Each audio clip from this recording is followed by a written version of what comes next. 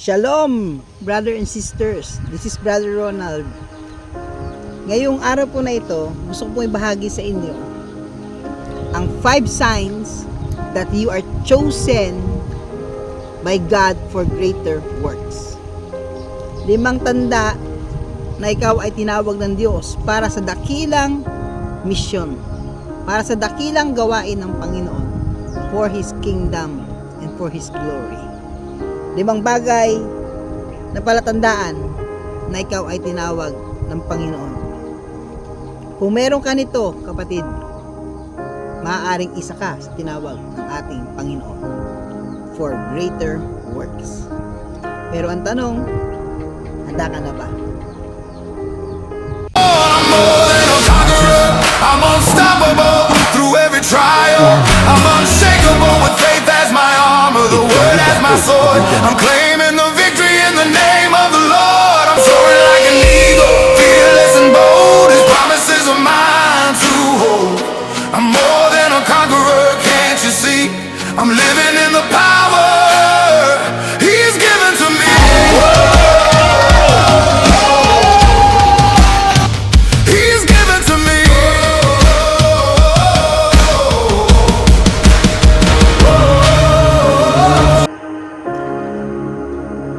Alam niyo po mga kapatid, hallelujah, 5 signs that you are chosen for greater works. Kagabi po habang ako po ay nananalangin, ito po yung inilagay ng Diyos sa puso ko na ibahagi po sa inyo ngayong umaga po na ito. This calling is for leadership. O tawagin na lang po natin itong tinawag para sa leadership ministry. At sabi po sa Ephesians chapter 4 verse 11, at binigyan niya ang ilan ng kaloob upang maging mga apostol, ang iba na may mga propeta, ang iba ay mga ebanghilista, at ang iba ay mga pastor at mga guro. Alam niyo po, lahat tayo tinawag po ng ating Panginoon. Pero doon sa mga tinawag ng Lord, meron talaga siyang mga chosen people para sa mas mabigat na responsibilidad, para sa isang mabigat na ministry. Kaya nga po, ito po Ephesians chapter 4 verse 11, ay ito po yung aking pong pagpapokusan doon sa mga chosen people. Maaring isa ka sa tinawag ng Panginoon para maging propeta, apostol, propeta, maging ebanghilista, maging pastor, o maging guro. At kayo po kung kayo po ay tinawag ng Panginoon sa ganitong klase ng ministry, isa para sa iyo itong mensahe na ito, kapatid.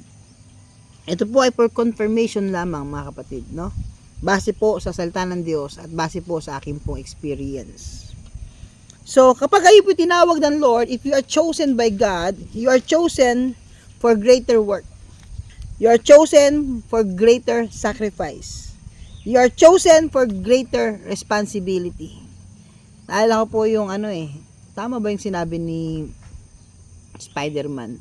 Nung tiyahin niya, ayan ang kanyang tsuhin. Ang sabi ay, great power comes great responsibility. So kapag kayo po ay tinawag ng Panginoon, you are chosen by God.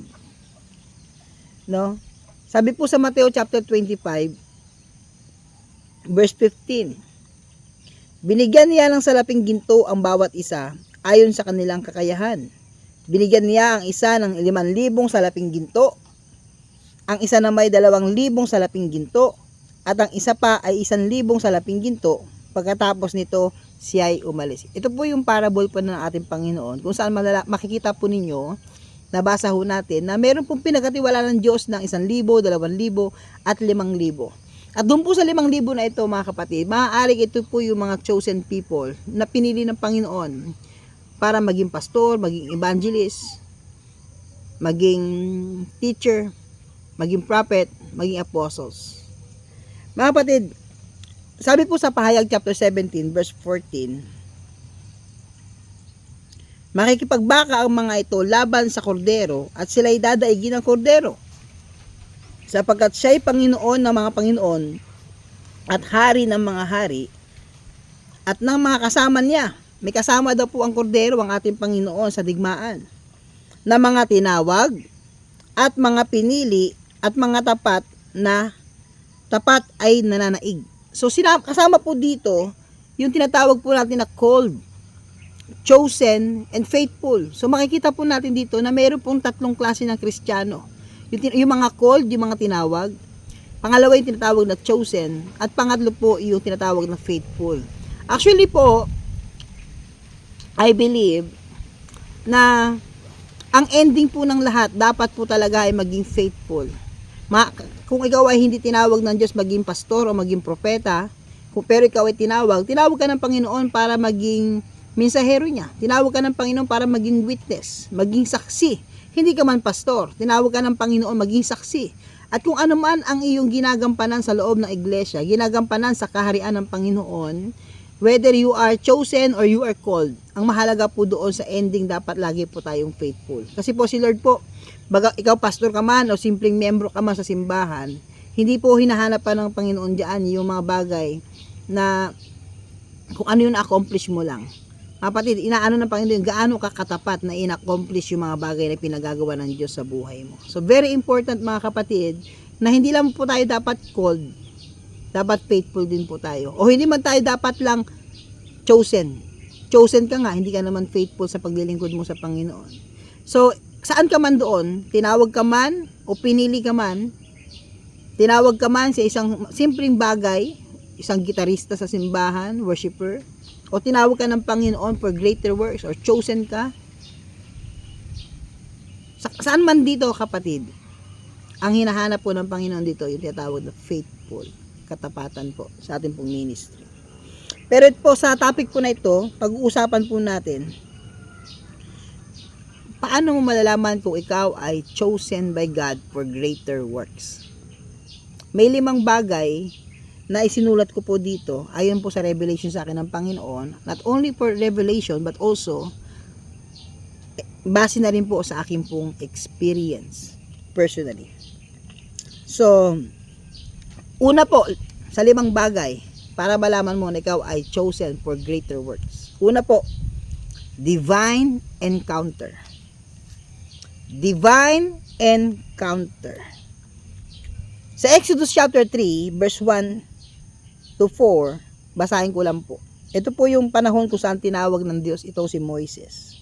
Samantala, habang nagpapastol si Moises ng kawan ng biyanan niyang si Jethro, na pari sa Midian, itinawid niya ang kanyang kawan sa gawing kanluran ng disyerto at nakarating siya sa Sinai, ang bundok ng Diyos. Verse 2, doon ang anghel ni Yahweh ay nagpakita sa kanya na parang apoy na nagbumula sa gitna ng isang mababang punong kahoy. Kitang-kita ni Moises na nagliliyab ang puno, ngunit hindi nasusunog. Verse 3, kaya't sinabi niya sa kanyang sarili, nakakapagtaka naman ito. Titignan ko ngang mabuti kung bakit hindi iyon natutupok gayong nagliliyab. Verse 4, nang lalapit na si Moises, tinawag siya ni Yahweh buhat sa nagliliyab na punong kahoy. Moises, Moises, ano po iyon? Sagot niya. Tignan niyo po itong sa Exodus chapter 3. Si Moises po ay chosen by God. Pinili ng Diyos itong si Moises to deliver his people from slavery doon po sa Egypt. Nung siya po ay tinawag ng Panginoon, ang Panginoon po ay nagbigay ng divine encounter kay Moses sa mamagitan po ng burning bush.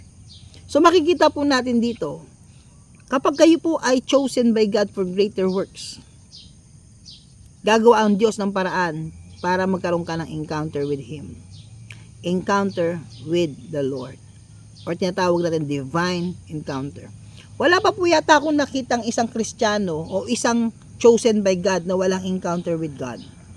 Lahat po, lahat ng chosen by God, they had encounter with God. Some of them, they had encounter with face-to-face, with Jesus. Iba po sa kanila, face-to-face po nilang na-encounter po ang Panginoon. Yung iba po sa kanila, kinakausap ng Diyos sa panaginip. Iba naman po, audible voice of God. So lahat po, no? Lahat, as in lahat. Those who are chosen by God had a divine encounter. Like Moses.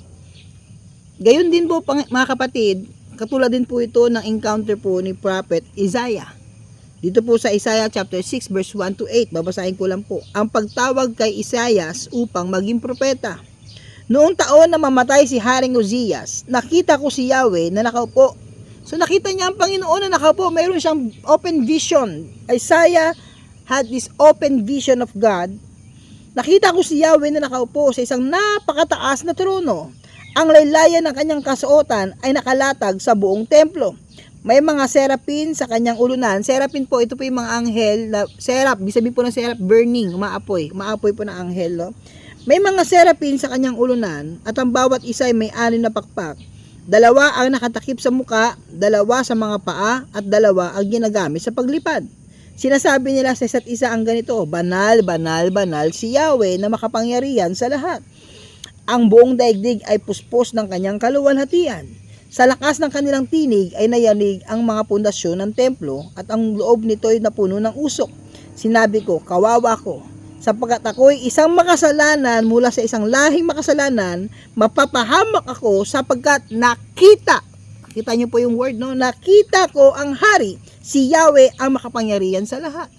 Naalala ko po yung every time ako po ay nag-share ng word of God at ibinabahagi ko po yung aking pong encounter with Jesus. Encounter with the Lord Jesus Christ. Sa aking pong live, mayroon pong may pastor po na nagko-comment na napaka-imposible naman nakikita mo ang Diyos, nakikita mo ang Panginoon.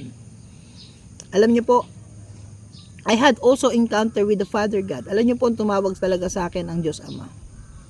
When I was 14 years old, na-encounter ko po ang Ama sa pamamagitan po ng isang panaginip. Kung saan nakita ko po ang langit na bukas sa panaginip ko, 14 years old pa lang po ako niyan.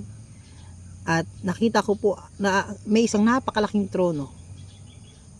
Tapos po, nakita ko po ang Diyos Ama. Hindi ko po nakita yung kanyang muka sapagkat yung kanyang muka po ay natatakpan ng napakaliwanag po, nakakasilaw na ulap. Siya po ay may hawak na gintong 10 Commandments. At yung kanyang damit po ay gawa sa puting damit, may kulay pula, at may asul. Ang dami-dami hong tao kasama ko po during that time. Napakaraming tao na nakatingin sa langit. At sabi nila, si Lord, nagpakita si Lord sa langit. Nung ako po ay nakatingin sa kanya, bukas po ang langit, ang ganda ho ng trono ng Panginoon. Kitang-kita ko po yung hawak-hawak niya pong 10 Commandments. At itinapat niya po sa akin yung kanyang kamay, yung kanyang kanang kamay. Doon po sa kanang kamay niya, may lumabas po na apoy. At ako po'y tinamaan ng apoy po na ito. At yung apoy po na yan po yung banal na espiritu. Yan po yung na-experience ko, yan po ay encounter ko, yan po ay panaginip ko po ng 14 years old po ako. After ko pong managinip niyan ng Webes po ng madaling araw, pagdating po ng Biyernes ng gabi, ako po ay nagtatangs. Bigla na lang po nagtatangs yung aking labi. Pagdating po ng Sunday, sa praise and worship po namin, nandoon po ako sa may harapan, kitang-kita ko po yung apoy mula sa langit na parang baga na bumabagsak sa ulo ko. And I was baptized with the Holy Spirit when I was 14 years old. Ako po yung pinakabatang nabautismuhan ng banal na espiritu sa church namin. Marami po nagtataka. During that time kasi marami nagtataka ng mga pastor kasi ang speak in tongues sa church namin, ang mga nag-speak in tongues lang, may gift na tongues lang, ay mga lingkod lang ng Panginoon, mga pastors lang. Kaya bibihira daw sila maka-encounter na mayroong isang bata na nagtatangs. Pero ito po yung panaginip ko. Ito po yung panaginip ko po about kay Lord na nagmanifest po siya ng Friday and Sunday na ako po ay nabaptize ng Holy Spirit. So, kapag kayo po ay tinawag ng Panginoon, if you are chosen, if you are chosen by God, you have divine encounter. At yung divine encounter na yan, kapatid, yan yung turning point mo para sumunod sa Panginoon. Alam niyo po, anong ako po ay tinawag ng Panginoon, same month po na ganito, hindi po ako nagkakamali, January 5, 2013, hinahanap ko nga po yung aking diary kanina, 2013, January 5, 2013, yung kauna-unahan kong narinig ang boses ng Panginoon na ang sabi sa akin sa Genesis chapter 12, iwanan mo ang tahanan ng iyong ama at pumunta ka sa lupaing ibibigay ko sa iyo. Pararamihin ko ang iyong mga anak kasing dami ng buhangin sa dagat. Tulad ng kasing dami ng buhangin sa ng bituin sa chapter 15 ng Genesis. Pagpapalain kita, gagawin kong dakila ang iyong pangalan at magiging pagpapala ka sa marami. Nung na-receive ko po yung word po na yan ng Panginoon, January 5, 2013, yun po yung moment na ako po umalis ng aming iglesia, ng aming church, at nag-ministry po sa labas. Mga kapatid, if you are chosen by God, meron kang divine encounter with the Lord.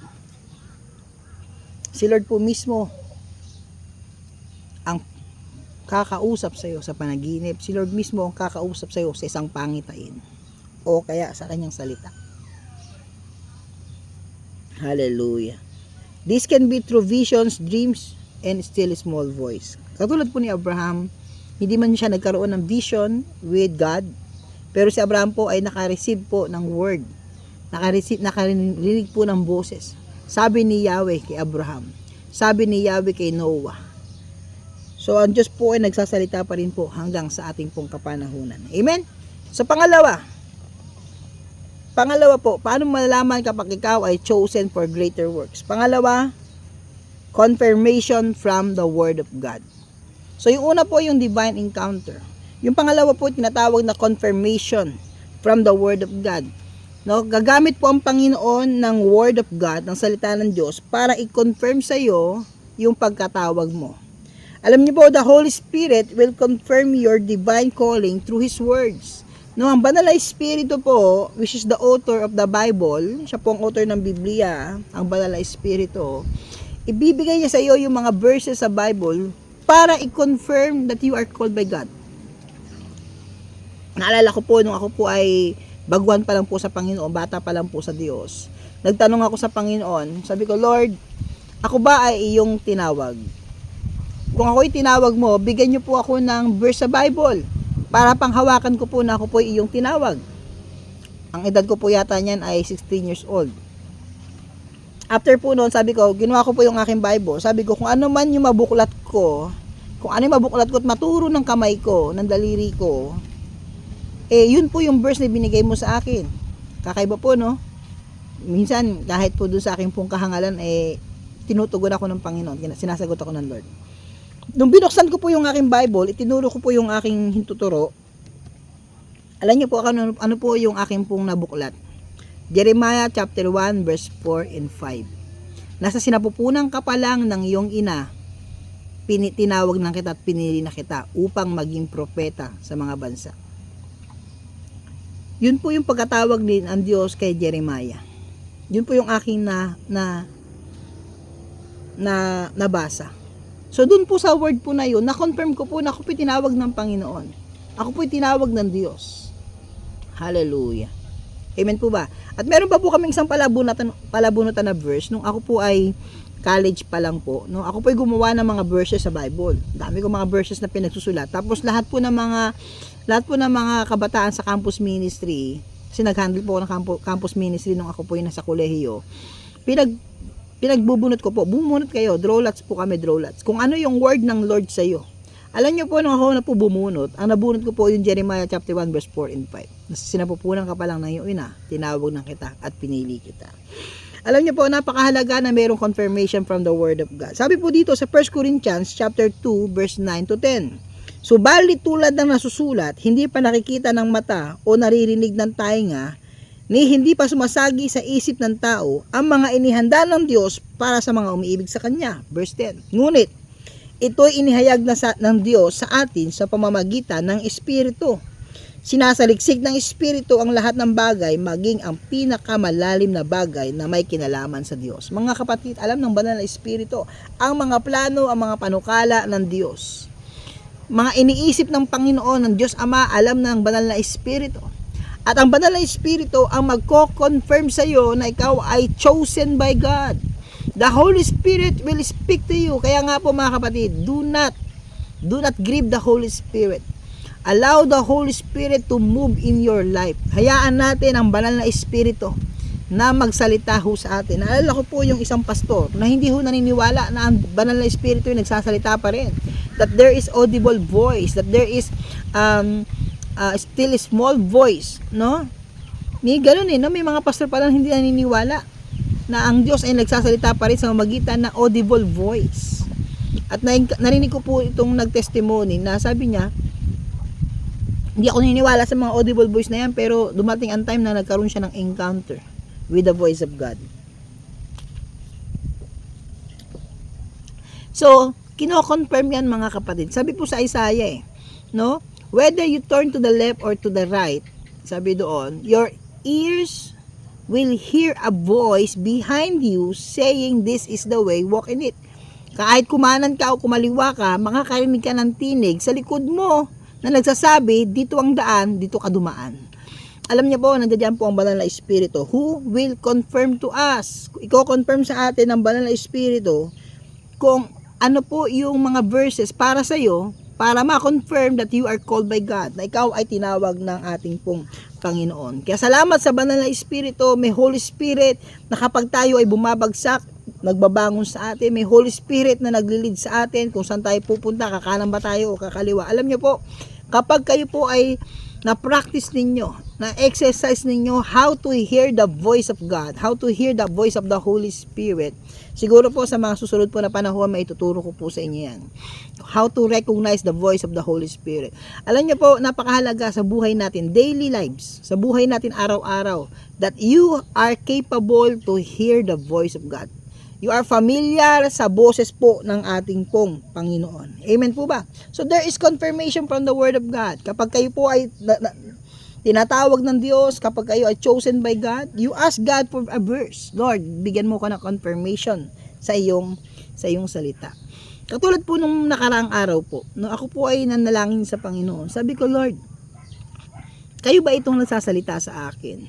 Sabi ko, baka mamaya, Lord, sa mga revelation ko, mga natatanggap kong revelation sa inyo, baka mamaya, Lord, sobra-sobra na. O kaya baka deception na ito, baka hindi na po ito totoo, hindi na ito galing sa iyo, Panginoon.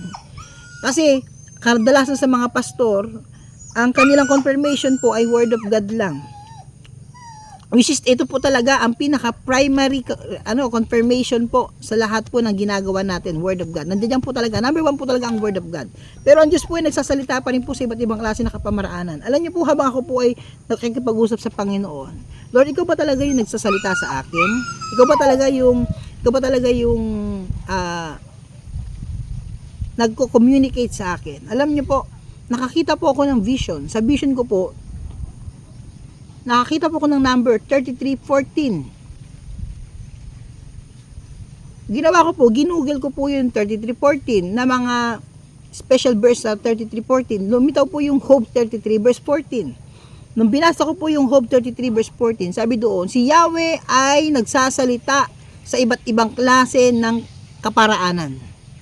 Si Yahweh ay nakikipag-usap sa iba't ibang klase ng kapamaraanan na hindi kayang unawain ng tao. So si Lord Jesus Christ daw po, ang Panginoon daw po, ang Diyos daw po ay hindi mo kayang ikahon sa iisang pamamaraan lang. No? Ang Diyos ay nagsasalita sa iba't ibang klase ng kapamaraanan. Alam niyo po, pagdating po sa verse 15, sa panahon na ang tao ay natutulog, ang Diyos ay nagsasalita sa magitan ng panaginip o pangitain. So, ang primary po, number one po na confirmation po, ay salita po ng ating Panginoon. Ito pong word of God po na ito. Ito pong ginagamit ng Diyos. Itong word of God na ito, kapatid, ay ginagamit ng Panginoon to confirm. But when you grow up, kapag kayo po ay lumago sa Panginoon, alam ninyo na ang Diyos nagsasalita sa inyo sa iba't ibang klase ng kapamaraanan. Pero para po hindi ho tayo maligaw, no, ito po ay para sa mga mature na ho no, yung iba't ibang klase ng kapamaraanan, yung audible voice. Sa akin po kasi nakipag-usap po ang Diyos sa akin sa magitan ng panaginip Katulad po kayo ng madaling araw na naginip po ulit ako. Ay ngayong umaga lang po nito na naginip na naman ako. Kinausap na naman ako ng Lord sa pamamagitan ng panaginip. So ako ay nakausap ng Lord sa panaginip, sa pangitain. Minsan naman po audible voice. Misa naman po sa puso ko, nararamdaman ko may nagsasalita sa akin. May sinasabi ang Lord sa tinatawag na inner witness. So, iba't ibang klase ng kapamaraanan. Pero number 1 po dyan, yung tinatawag na confirmation from the Word of God. Amen po ba? Amen po ba? So, kinakailangan, mga kapatid, lagi ka nagbabasa ng Bible. If you are chosen by God, read the Bible, read the Word of God. So, una po, divine encounter. Pangalawa, confirmation from the Word of God. Pangatlo po, seeing yourself being used by God. You have passion for ministry. Seeing yourself being used by God. Alam niyo po, nung ako po'y bata pa, bago pa lang po ako sa Panginoon, every time ako po'y naghuhugas ng plato, yung aking pong harapan, syempre ano po yan, wall po yan no? Habang naghuhugas po ako ng plato, para akong nanonood lagi ng TV, kung saan, nagkakaroon ako ng imagination, nakikita ko yung sarili ko na nagpipreach. Hindi pa po ako preacher during that time. Lagi ko nakikita yung sarili ko na ako ay nagpapahayag. So, seeing yourself being used by God, meron ka bang moment sa buhay mo na nakikita mo yung sarili mo in a vision, imagination of the heart, or through dreams, na naginip ka, nagkaroon ka ng pangitain, o kaya nag-i-imagine ka, nagugulat ka, nag-i-imagine yung isipan mo na ginagamit ka mightily ng Panginoon. Kung ikaw ito, kapatid, big sabihin nito, nilagay na ng Diyos sa puso mo yung apoy para maglingkod sa Kanya. You are chosen by God. Hallelujah. Alam niyo po, nakikita ko lagi yung sarili ko, pag naghugas ako ng plato, ginagamit ako ng Panginoon. Sa panaginip ko, nakikita ko, tinatawag ako ng Diyos, na naginip ako, na nagpipreach ako, nagpapalayas ako ng demonyo, iba't ibang klase. So I'm always seeing myself in vision, in dreams, and imagine, even imagination. Look at this, the word imagination, no? Yung mind natin, no? I even saw myself preaching the gospel of God. The gospel, this gospel. Alam niyo po, very powerful po yung imagination na yan. Minsan nakala natin, imahinasyon lang ho natin, no? Yung isipan natin, kung ano yung iniisip natin, Alam niyo sabi sa Bible, sa Proverbs 23 verse 7, for as he thinketh in his heart, so is he. Kung ano daw po ang iniisip ng tao sa kanyang kaibuturan ng kanyang puso, yun siya. So ibig sabihin, kapag naiisip mo sa kabituran ng iyong puso that you are preaching the gospel of God, ginagamit ka mightily ng Panginoon, yun ka, kapatid. Yun ka.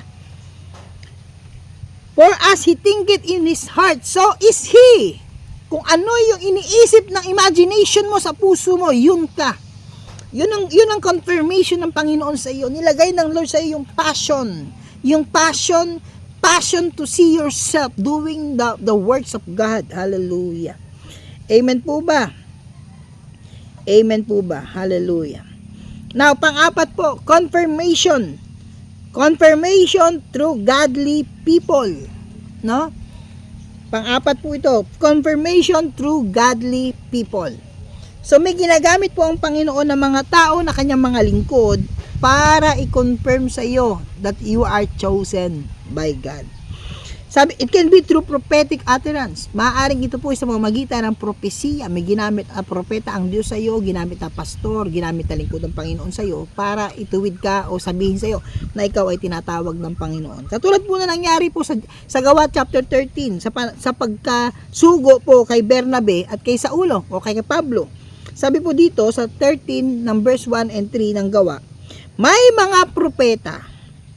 Tignan niyo po sa Gawa chapter 13 po ito Ibig sabihin, maliban pa po sa mga apostol, may mga propeta pa po during that time. May mga propeta at mga guro sa iglesia.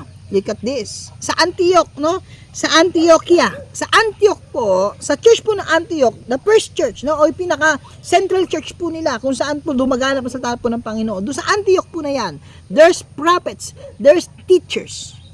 At alam niyo po ba, si Bernabe at si Saulo is considered as teachers. No? Sabi dito, may mga propeta at mga guro sa iglesia sa Antioquia. Kabilang dito sa mga guro, no? Kabilang dito sina Bernabe, Simeon na tinatawag ding maitim, Lucio na taga Cirene, Manain na kababata ni Herodes na pinuno ng Galilea, at Saulo, si Pablo. Verse 2, habang sila'y nag-aayuno at sumasamba sa Panginoon, sinabi sa kanila ng Espiritu Santo, ibukod ninyo si Bernabe at Saulo. Sila'y pinili ko. Wow, chosen. Sila'y pinili ko para sa tanging gawain. Inilaan ko sa kanila. Pagkatapos nilang mag-ayuno at manalangin, ipinatong nila sa dalawa ang kanilang mga kamay at sila'y pinahayo na. Hallelujah.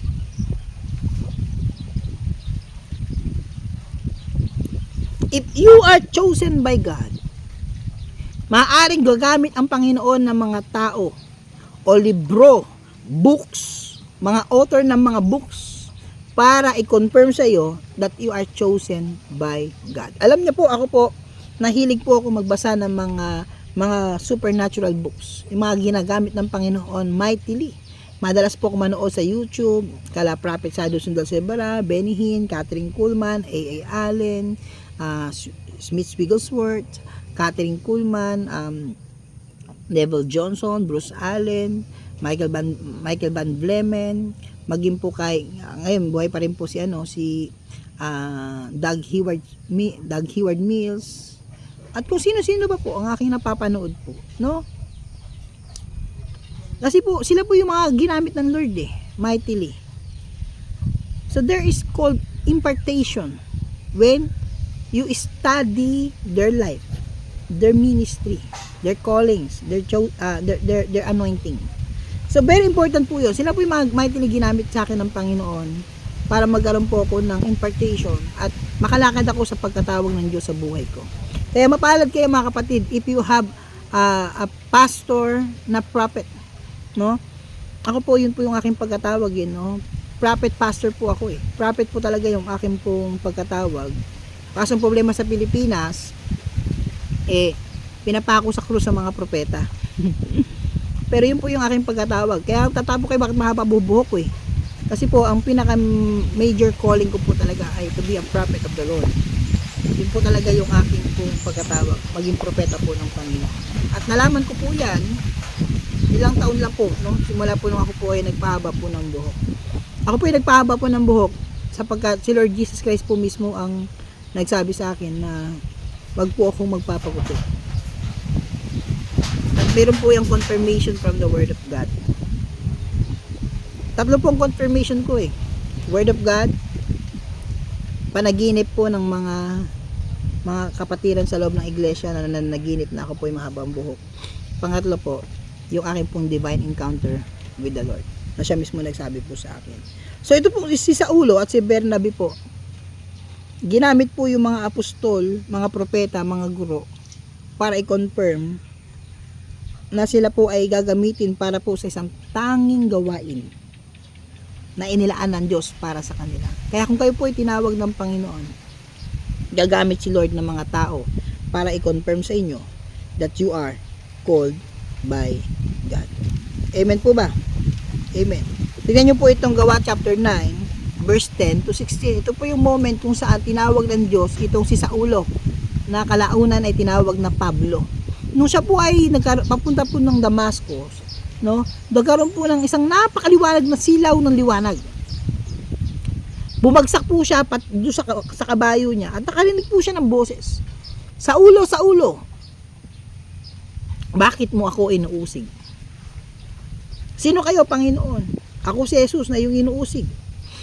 Sabi niya, tumayo ka dyan at dumiretso ka sa lungsod at sasabihin sa'yo kung ano ang dapat mong malaman. Alam niyo po, sinausap siya ng Panginoon na dumiretso siya sa lungsod at sasabihin sa kanya kung ano ang kanyang gagawin. Basahin ko lang po, no? Sa verse 10 na po, no? Sino po yung ginamit? Si Ananias. Tignan niyo po Sa Damasco ay may isang alagad na ang pangalay Ananias. Ito po yung moment na si Pablo po ay nabulag. Tinawag siya ng Panginoon sa pamamagitan ng isang pangitain, Ananias. Kita niyo po, si Lord nakakipag-usap pa rin sa pamamagitan ng pangitain. Ano po yun, Panginoon? Tugon niya. Sinabi ng Panginoon, pumunta ka sa kalyeng tinatawag na tuwid sa bahay ni Judas. No, hindi po ito si Judas na yung nagpakamatay po, hindi ho. At ipagtanong mo ang isang lalaking taga-Tarso na ang pangalay Saulo. Siya ay nananalangin ngayon. Wow, hallelujah. no, sinabi na po ng Panginoon, malinaw po na siya na nanalangin ngayon. Nagbe-pray pala si Apostol Pablo, si Saulo. Sa isang pangitain, so may vision na rin si Pablo, kasi alam niyo po nangyari po sa kanya, binulag siya ng Lord. Physically po siya blinded, para po yung kanyang spiritual eyes mabuksan. Alam niyo po, minsan ang nagiging hadlang sa pagkatawag natin yung ating pong natural eyes eh. Kaya minsan binulag ng isang beses ng Panginoon si Apostol Pablo, ang kanyang physical eye mabulag para mabuksan yung kanyang spiritual eyes at maintindihan niya yung pagkatawag ng Diyos sa kanyang buhay. Sa isang pangitain, nakita niya pumasok sa kinaroroonan niya at pinatungan mo siya ng kamay upang siya'y makakitang muli. Sumagot si Ananias, Panginoon, marami na po ako nabalitaan tungkol sa taong ito at sa mga kasamaang ginawa niya sa inyong mga hinirang sa Jerusalem. At naparito siya sa Damasco, taglay ang kapangyarihan galing sa mga punong pari ng mga Hudyo upang dakpin ang lahat ng tumatawag sa iyong pangalan. Ngunit sinabi sa kanya ng Panginoon, pumunta ka roon, sapagkat siya'y pinili ko, wow, chosen, siya'y pinili ko upang ipakilala ang aking pangalan sa mga hintil, sa mga hari at sa mga anak ng Israel. Ipapakita ko sa kanya ang lahat ng dapat niyang tiisin alang-alang sa akin. Wow, praise the Lord. Hallelujah. Mga kapatid, nung tinawag ng Diyos si Saulo, o tinatawag po na Pablo, meron po siyang encounter with God. Hallelujah. At ngayon naman po, may confirmation from godly people. May confirmation from the servants of the Lord. So, yun po yung pang-apat, mga kapatid, no? So, yung una po, para malalaman that you are chosen for greater works. Una, you have divine encounter. Pangalawa, confirmation from the Word of God. Amen? Amen po ba? Hallelujah. So, very important itong mga sinasabi ko na ito, mga kapatid. This is very, very important. Very important. Hallelujah. Dito na po tayo sa panlima. You are anointed and gifted for specific mission. So, ano po yung isa po? Una po yung una, divine encounter. Pangalawa, confirmation from the Word of God. Pangatlo, seeing yourself being used by God. Pang-apat, godly people. Confirmation through godly people. At ngayon, panglima naman po, yung you are anointed and gifted for specific mission. Magugulat ka na lang, kapatid, biglang anointed ka na lang. May anointing ka na lang, mga kapatid. Ito po, basahin ko lang po yung Bilang chapter 11, verse 26 to 29. Pumili si Moises ng 70 pinuno. May naiwang 2 pinuno sa kampo. Ito po yung moment kung saan nahirapan na po ito si Moses. Kaya sabi sa kanya ni Jethro, pinahirapan mo yung sarili mo. Sabi niya, humanap ka, pumili ka ng 70, no? Pumili ng 70 na matatanda na para pawang mayroong kaalaman, may wisdom, no? Para makakatuwang mo sila. Kaya sabi ng Panginoon sa kanya, pumili ka ng 70, babahaginan ko sila ng anointing katulad ng anointing na meron ka. Doon po sa 70 po na iyon, 68 lang po yung naka-attend doon po sa kampo. Yung 2 po hindi po umattend, hindi po sumama, hindi po nag-join doon sa sa releasing ng anointing, no? May dalawang pinuno sa kampo. May naiwang 2 pinuno sa kampo. Naiwan sila doon sa kampo. Hindi sila napunta doon kung saan nag-gather po dapat yung 68, yung 70. 68 lang po yung nag-gather doon, no? Para i-release ng Panginoon yung glory niya. Now, iwan po sila doon sa kanilang mga tent. Now, may naiwang 2 pinuno sa kampo. Eldad ang pangalan ng isa at Medad naman ang isa. Tinawag silang kasama ng 70, ngunit hindi sumama. Gayunman, tignan nyo po ito, gayunman, binabahaginan din sila ng Espiritu ni Yahweh. Nakareceive pa rin sila ng glory. Nakareceive pa rin sila ng anointing. Binahaginan din sila ng Espiritu ni Yahweh, kaya sila ay nagpahayag din tulad ng mga propeta sa loob ng kampo. Nakita pala sila ng isang binata at patakbo ito nagpunta kay Moises. Sinabi niya, sina Eldad at Medad ay nagpapahayag sa kampo. Dahil dito, sinabi ni Josue na anak ni Nun at lingkod ni Moises, bakit di ninyo sila sawayin? Kasi hindi sila kasama dun sa hindi sila sumama eh. Wala sila dun sa 70, 68 lang sumama. Eh, itong mga ito hindi sumama, hindi nag-join sa gawain nila. So, patigilin ninyo kasi hindi sumama eh. Tingnan nyo po nangyari. Ngunit sinabi ni Moises, nangangamba ka bang ako'y mababawasan ng karangalan? Gusto ko ngang maging propeta at mapuspos ng espiritu ni Yahweh ang lahat ng mga Israelita. Tingnan niyo po yung karakter po ni Moses dito. Hindi po siya threat. Hindi po siya nag-aalinlangan na mayroon pong propetang i-raise ang Lord katulad niya. No, kung kayo po ay totoong man of God, hindi po kayo makikipagkompetensya sa mga lingkod po ng Panginoon. Sa halip, magagala kayo kapag lahat po ay ginagamit ng Lord mightily. Amen? So, sa moment po na ito, mababasa po ninyo dito mga kapatid, na kahit wala po sa kampo itong dalawang ito, nakaka-receive po sila ng anointing po ng ating Panginoon. Kasi kasama po sila doon sa 70 na pinili. No? Alam niyo po yung dalawa po na yan, parang ako po yan eh. Wala po akong mother church. Wala akong simbahan na masasabi ko na mayroong magpapatong ng kamay para sa akin, para ako ay i-release mightily ng Panginoon. Hiwalay ako sa church. Wala akong iglesia. Wala talaga akong mentor. Nung ako po ay nag-move sa prophetic, walang mentor. Walang mentor na nagturo sa akin. Yan po ang katotohanan doon, mga kapatid. At ayaw pong tanggapin yan ng mga kaibigan kong pastor na paano ka nag-move sa prophetic na wala nagme-mentor sa iyo for how many years? For how many years? Wala pong nag-mentor sa akin for how many years? Kasi I'm outside the church. Kasi ako tinuruan ng Panginoon sa wilderness. Katulad po ni John the Baptist. Tinuruan si John the Baptist. Bagamat siya po ay anak po ng isang lingkod ng Diyos ng pare, no? Si Zacarias. Pero si John ay tinuruan ng Panginoon not in the tabernacle, not in the temple, but outside the temple. He was chosen by God. He was trained by God outside the temple. Inside the wilderness. Nandoon siya sa wilderness, tinuruan ng Panginoon. But John received the anointing of God. Mga kapatid, kahit wala ka sa local church mo, at ikaw ay nakikinig lang ng mga preachings online, maaari mong ma-receive ang anointing ng Panginoon because you are chosen by God. Hallelujah. Not the majority, hindi lang po majority na 68 lang po ang pinili po ng Panginoon na mayroon pong maayos na iglesia, maayos na church, mayroong mga pastor, may mga prophets na naglilihan sa kanila para mag-mission sila. Kapag pinili ka ng Panginoon, kahit wala kang physical mentor, God will anoint you. Exodus 31 verse 1 to 5, basahin ko lang po. Ang mga gagawa ng tabernakulo. Sinabi ni Yahweh kay Moses, pinili ko, tingnan niyo po yung word, pinili ko si Bezalel na anak ni Uri at apo ni Hur na mula sa lipi ng Juda. Tingnan niyo po, yung gagawa po ng tabernacle, ng mga dapat trabahuhin diyan ay galing po sa lipi ng Juda. Pinili po siya ng Diyos. Verse 3, pinuspos ko siya ng aking espiritu at binigyan ng kakayahan, kahusayan at katalinuhan. Kakayahan, kahusayan at katalinuhan sa lahat ng gawaing pangsining. Ginawa ko ito upang makagawa siya ng magagandang disenyo at may ukit ito sa ginto, pilak o tanso. Gayon din upang maging biyasa siya sa pagtabas ng mamahaling bato, mahusay sa paglilok at dalubhasa sa anumang gawaing pansining. Siya po yung gumawa ng Ark of the Covenant. Siya po yung gumawa po ng mga katulad nito na lampstand. Ito pong taong ito, kapatid, ay ginamit ng Panginoon, si Bezalel. Si Bezalel, ginamit ng Diyos. Kapag kayo ay gagamitin ng Panginoon, God will anoint you.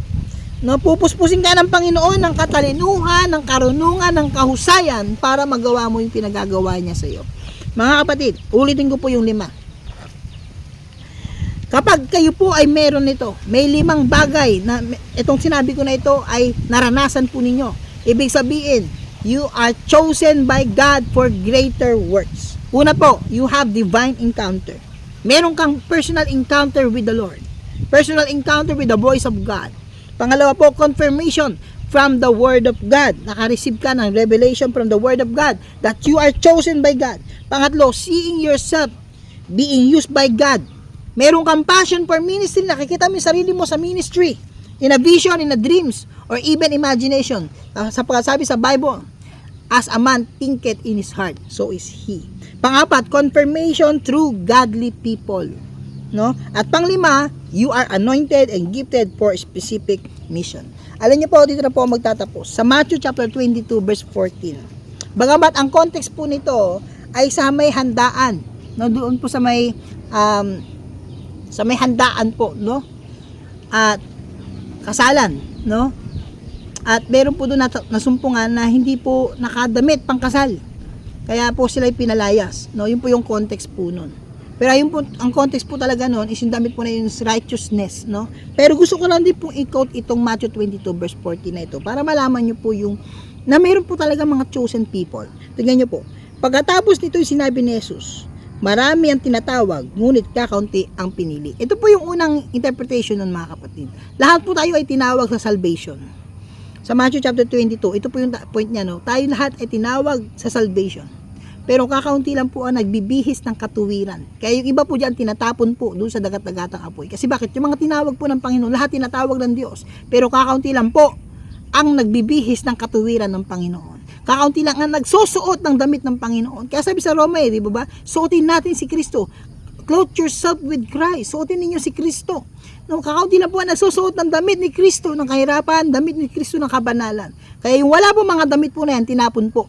So ito po yung unang context po niyan, ang interpretation po niyan, yung mga chosen, many are called for salvation, but ang napipili lang ng Diyos na maligtas, those who wear, yung mga nagsuot ng damit ng katuwiran ng Panginoon. Pero may pangalawa pong interpretation po dyan.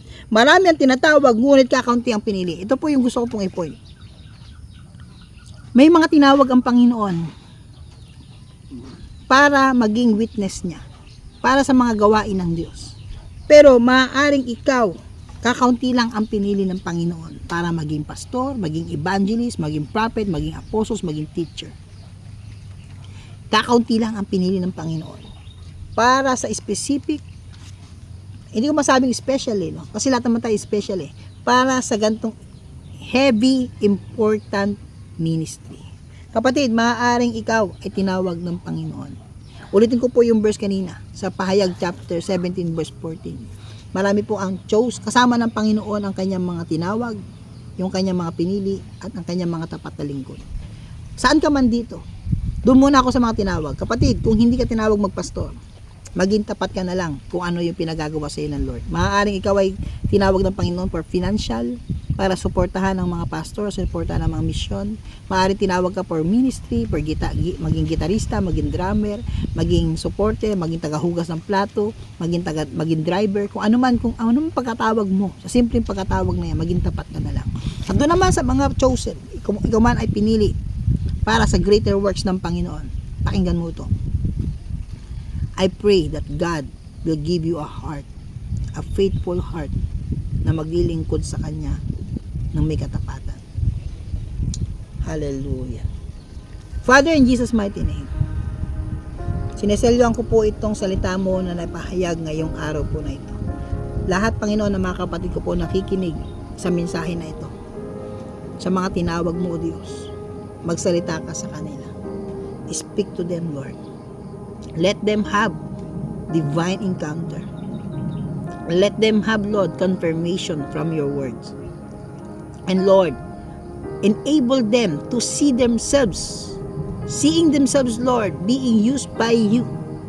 And allow prophetic people, allow, Lord, your servants, the godly people, to confirm to them their mission, their calling. And lastly, Lord, anoint them with the anointing of heaven. Fora bakashikin na biyakandeleyam yadaka. Kapatid, nag-raise up si Lord ng mga taong tatawagin niya mightily, who will sacrifice, who will have a big responsibility for the kingdom. Are you willing to be used by God? Kum da biyakista miyadaka teriyam dokusto. Allow the Holy Spirit to move in your life. Kum na yadi kendriyada kandubiyush. Let the fire of God consume every flesh, every negative in your mind. I declare that God will open your eyes and see the things of heaven. And let the anointing of God allow you to be successful in everything you do. Kung ano man yung bagay na binagagawa ng Diyos sa buhay mo. Let the Holy Spirit move you into His destiny, into His will in your life. God bless you, kapatid. Pagpalain po kayo ng ating Panginoon. Kung kayo po ay na-bless sa mensahe po ng Panginoon, pwede pong pakishare po itong preaching po na ito. At sa lahat po ng mga gusto pong tumulong sa mission po namin, sa ministry po namin, pwede niyo po akong i-PM to become a partner. Maging partner po kayo ng ministry po na ito for financial partnership. No? At sa lahat po ng mga may prayer requests, kayo po ay may prayer request, nag-ask po kayo ng prayer for healing, direction, at naguguluhan po kayo sa pagkatawag ninyo sa buhay ninyo, pwede nyo po akong i-PM at I will pray for you. Yun naman po yung aking pong pagkatawag. No? Magbigay ng confirmation sa mga tao, magbigay direction sa mga tao na naguguluhan sa pagkatawag ng Diyos sa kanilang mga buhay. So maraming po salamat. See you again next time. And shalom, to God be all the glory. Call the lost, equip the Lord's army. Bye-bye.